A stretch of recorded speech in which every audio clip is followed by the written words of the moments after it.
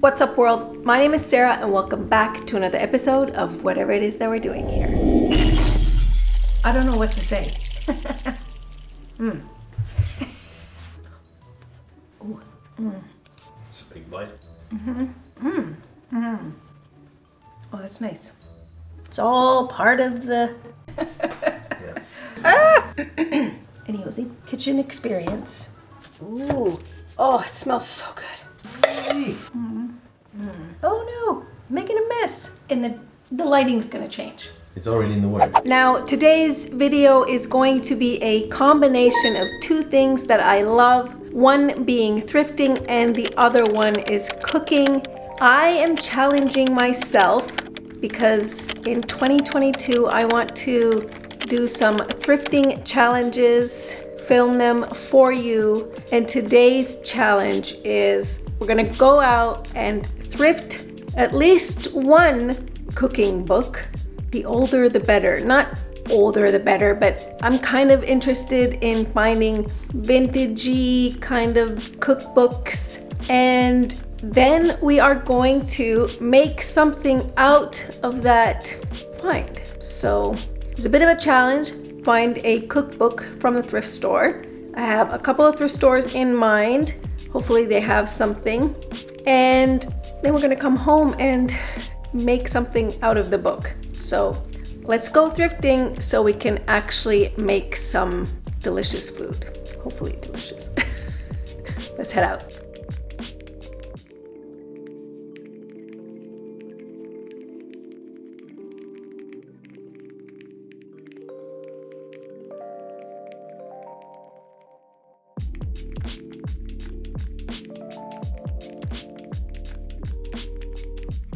I'm actually amazed by how many books I found, and it's quite a few. So they were about €2 a pop, somewhere under, somewhere a little over, but all in all, about €2 a book. And obviously we're not gonna cook from all of the books. I went through most of the recipes, well, you know, kind of looking through quickly, and then a lot of the recipes looked so delicious. But I want to share you the books that I found. First one is Bowl Food. So it's a bunch of recipes for bowl food. So salads, pastas, soups.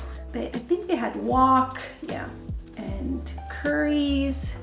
Delicious. Definitely will be using, but not for today. Another great book is a quick and easy pasta sauces. Now, if you know me, I love pasta, and this was just too good not to take. And quick and easy in front of a recipe usually catches my eye. And yeah, there's salmon, chickpea, tofu, delicious recipes. But again, today we're not using this book. Then I picked up a baking book, which has very basic cookies and brownies and pies, like apple pie. Again, we're not baking today, but definitely gonna make a video on something from this book, maybe several things from this book, because I'm really into cooking and I'm slowly getting into baking as well. Ooh, carrot cake. So that'll be a different video. And let's be honest, cameraman gets cravings of all kinds of, like it says, key lime pie, carrot cake, marshmallow cupcakes. Yes. So we will be baking sometime soon. Now, the three next books are the books that we will be using today. We're going to use a recipe from each book. The Real Food Cookbook is a very nice hardcover, and it has traditional recipes and one that maybe not so traditional, but something that I love is beets. We are going to do a roasted beets with blue cheese and walnuts. Sounds so good. Now, I know a lot of times beets are served with cheeses, and it's usually like a goat cheese. So I'm excited to try it with blue cheese and walnuts. I love me some beets. So that's our first recipe. Next up, we are going to use this Women's Weekly Vegetarian Meals and Minutes book. It's more like almost like a magazine. It is a book, but it's a lighter version of a book. And from here, I'm gonna grab this pumpkin, spinach, and feta frittata. I'm not sure if that's how you pronounce it, but it's like a eggy kind of quiche with vegetables and onion. Looks so good. Has cheese, 2 types of cheese in it too. So we're gonna make that. And the last book is a Thai book that looked so delicious. They have a whole bunch of stuff with fruit and fish and vegetables and just flavors that I'm kind of used to, but not necessarily maybe putting them together, not realizing that that would go well together. So this is a very interesting and teachable moment for me. Now, I have been to Thailand. I've had Thai food before, but I've never really made Thai food, so this is a great addition. From this book, we are going to make something that caught my eye almost immediately when I opened the book. It's festive rice. So it's rice that we're gonna cook on the stove with some onion and garlic, some coconut milk, and just delicious seasoning. And I think these 3 dishes are gonna be a nice kind of complement to each other. A great dinner dish, or all 3 of them are great dinner dishes, and they're also great as sides. So I hope this inspires you. Let's get our apron on and start cooking. Now, I do want to point out that even though I am following the recipes in the books, there might be slight improv in my kitchen, which usually happens. That meaning if I don't have a certain type of onion or a certain type of vegetable, I will substitute it with something else. Not because I don't like it, maybe it's not in season, or it's just more accessible to me. So feel free to tune these recipes to your liking. That's what I always do in the kitchen. And for me, that's the best way to find your favorite foods, to tune it to your liking. And even though I'm following a recipe from a delicious book, and it's probably delicious as is in the book, sometimes you just want to add a little extra something to make it yours. And that's how you make new traditions. Now, I've gone ahead and prepared all of the ingredients so we can just add them together and make our dishes. Now, first up is the beets, just because it takes the longest in the oven to cook and we want to make sure that they have enough time. I have peeled and diced. This is about 1 kilogram of beets. Now, some people will leave the skin on. I will leave it on if the beets are like baby beets or like super fresh beets, but they're not really in season at the moment. Well, at least not where we are. So I peeled them and diced them, and we're gonna add them to our tray and then put them in the oven. All right, we're gonna put the beets on our pan that will go into the oven. Let's have them as even as we can. Maybe I should have had a bigger pan. That's pretty good. All right, let's drizzle some olive oil on it. Probably use any oil that you have. Perfect. And then we're gonna pop this in the oven. It's about 350 Fahrenheit, so about 175 Celsius for about 45 minutes, well, at least 45 minutes. Now that the beets are in the oven roasting away, we're gonna make a balsamic vinegary dressing for it.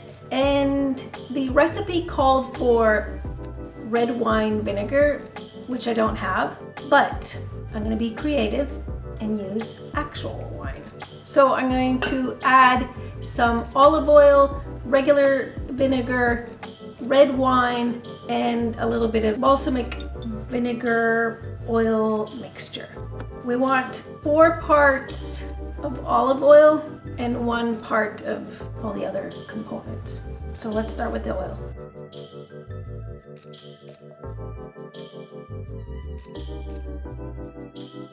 Oh no, I'm making a mess. It's all part of the kitchen experience. I'm also gonna add some salt and pepper.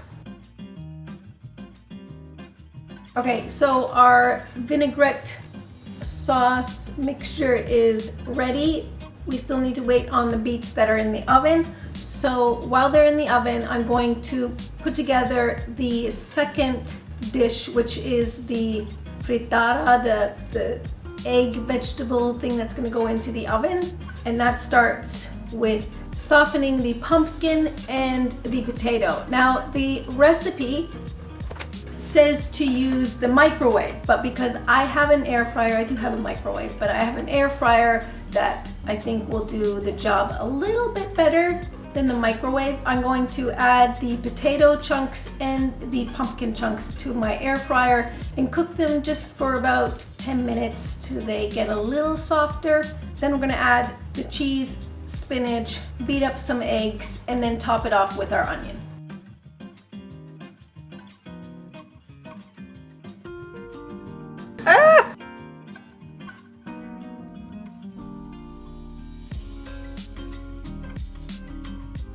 All right, here are the potato and pumpkins from the air fryer. They were in there for about 10-15 minutes to kind of soften up. They still have a bit of a bite to them, but we're gonna put them in the oven with the other ingredients and they're gonna really cook in there. So, other ingredients are some spinach, 2 types of cheese. This is feta and cheddar. We have our egg that we mixed together with that salt and pepper you saw, and some red onion. Now I'm going to combine everything else except the red onion that's going to go on top of the dish.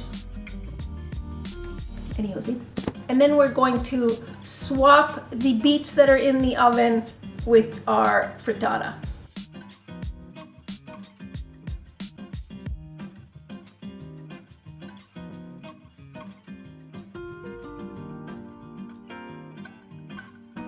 I'm gonna add a little bit of oil to my oven pan and then fit this, hopefully, all into this.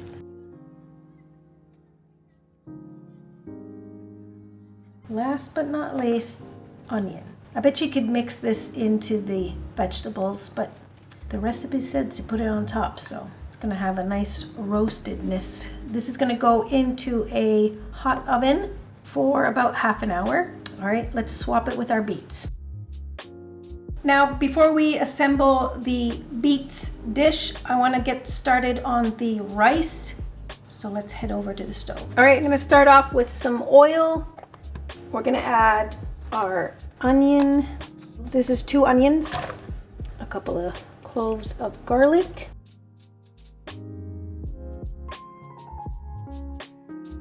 half a teaspoon of turmeric. We're gonna roast these for a little bit so they get sweet and softened. We're gonna add our jasmine rice and some coconut milk and water.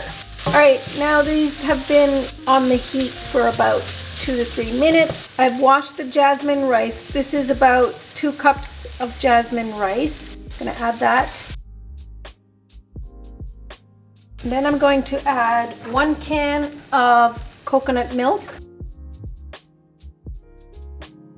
and then I'm going to add 3 cups of water, and we're going to let it simmer for about 10 to 12 minutes. Take it off the heat and give it another 10 minutes to soak in all the flavors.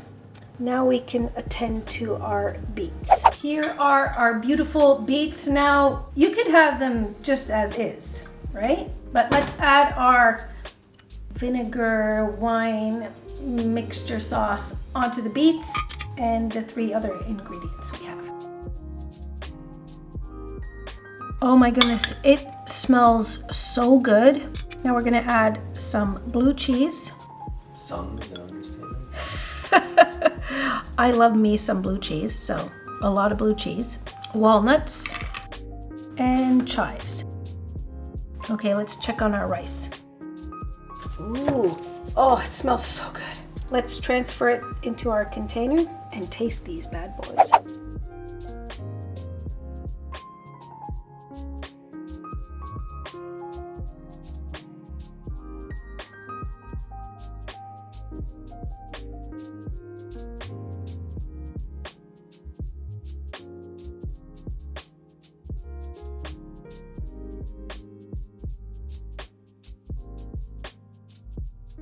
let's start with our beets. It smells so good. I'm gonna try and get all of the ingredients.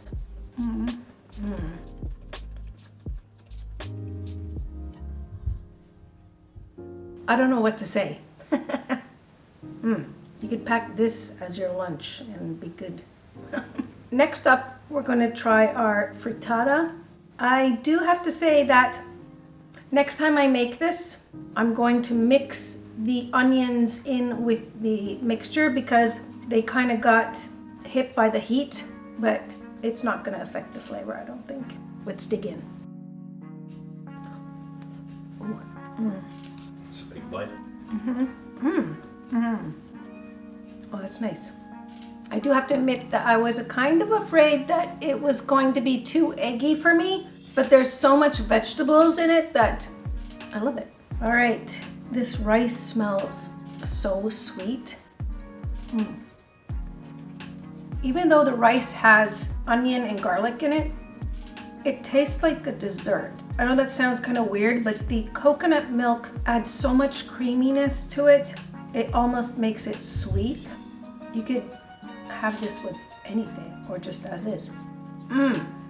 I'm so happy I went with these 3 dishes. They are excellent together, great sides for any meal. All of them are vegetarian. You could obviously mix it up with whatever flavor, like the casserole could go with chicken, and you could probably put bacon bits on the beets. I don't know, I'm just throwing ideas out. Okay, so I think we're gonna have to close the blinds because the sun is hitting, it's going down, it's just, the lighting's gonna change. Now, I hope this inspires you to dig through, maybe you already have cookbooks at home, or go to the thrift store and maybe even your local library. Because even though the internet has an unlimited amount of recipes and inspirations, sometimes that pool is huge. And then you end up looking for something else, and then all of a sudden you're starving while watching dog videos, and it's just, you know how it can get kind of overwhelming. With great cookbooks, you can find inspiration. Even if you didn't make that exact recipe, it could still inspire you to try something new, and could be even easier to find something that you want to make because there's a limit amount of the recipes in a book, obviously. Now, let me know in the comments below what inspired you the most, and if you have a great recipe, you can leave that in the comments below because I'm always up for trying new stuff. Remember to hit that like button, it really helps me out. And subscribe to the channel so you can find your way back for next week's video. Take care now.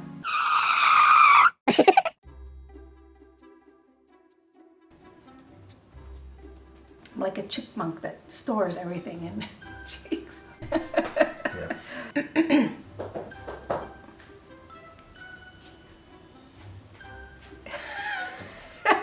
In the It's already in the word.